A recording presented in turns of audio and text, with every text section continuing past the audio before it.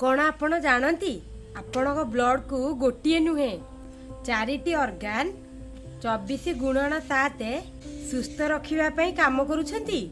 प्रथम है किडनी। यह ब्लड रु वेस्ट प्रोडक्ट एक्स्ट्रा सॉल्ट एवं एक्स्ट्रा वाटर को फिल्टर करी यूरिन माध्यम रे बाहर करे। द्वितीय रे लिवर।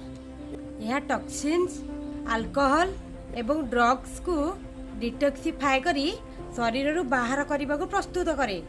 तृतीय है लंग्स। यह ब्लड रु कार्बन डाइऑक्साइड बाहर करी फ्रेश ऑक्सीजन मिसाए।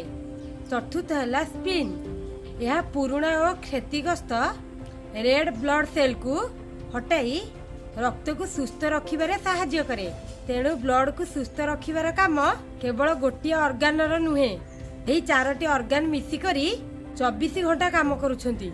यही भली सरल और सहज भाषा रे हेल्थ साइंस को बुझिबा पई फॉलो करंतु।